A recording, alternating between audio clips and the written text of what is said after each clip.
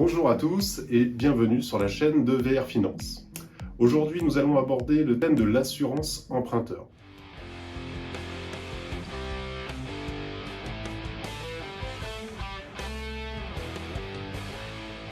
L'assurance emprunteur, c'est une assurance qui est obligatoire à souscrire quand vous faites un crédit immobilier.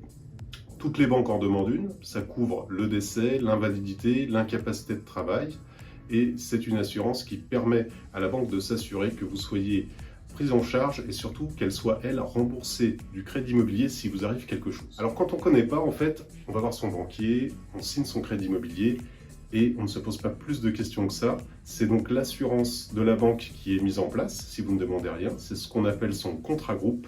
Et ce contrat, quelquefois, est bien plus cher que ce que vous pourriez obtenir en négociant. Alors je m'explique. L'assurance emprunteur, en fait, vous pouvez la prendre dans un organisme différent, une assurance en fait différente de celle de la banque.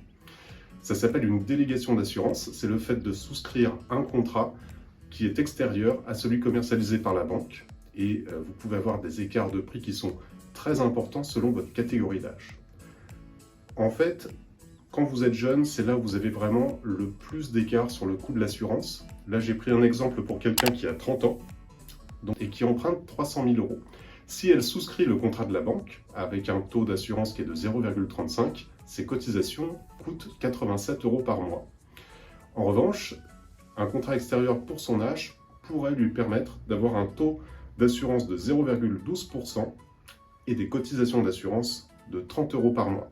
Cela représente un écart de coût de 17 250 € sur l'ensemble de la durée du prêt, soit mensuellement 57,50 € de moins à payer. Donc c'est vraiment une économie, comme vous pouvez le voir, qui est très importante. Elle est moins importante quand on est un peu plus âgé, quand on commence à avoir la quarantaine. Et puis arrivé vers la cinquantaine, on arrive souvent à un contrat groupe qui peut être aussi bien, voire quelquefois même mieux, si on le négocie, qu'un contrat délégué. Donc c'est pour ça qu'il faut bien analyser cela avec un professionnel qui va pouvoir vous conseiller en fonction de votre situation pour vous dire quelle est la meilleure solution.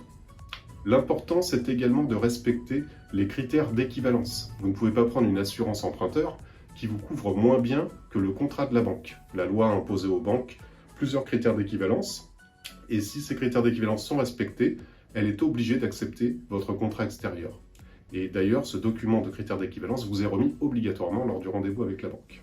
Alors si vous n'avez pas pu négocier cette assurance emprunteur, que vous êtes en train de rembourser votre crédit, rassurez-vous, c'est pas perdu. Vous pouvez encore renégocier. En fait, vous avez plusieurs lois qui vous permettent de changer d'assurance au cours de la vie de votre prêt immobilier.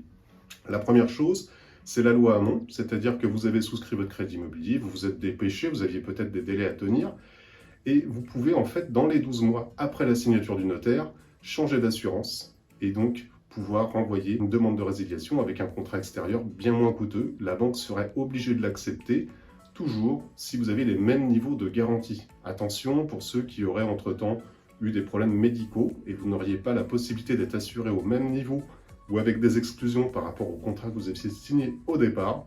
À ce moment-là, la banque pourrait refuser votre demande de déliaison. Ensuite, si vous avez signé il y a plus d'1 an, rassurez-vous, c'est aussi possible de pouvoir changer d'assurance grâce à l'amendement Bourquin, c'est-à-dire que vous pouvez changer d'assurance une fois par an à date anniversaire, toujours en respectant ces critères d'équivalence. C'est toujours quelque chose de possible. Et bientôt, au mois de septembre, on aura certainement la loi Lemoine qui va s'appliquer, c'est-à-dire que vous pourrez même changer d'assurance emprunteur à tout moment de votre crédit immobilier.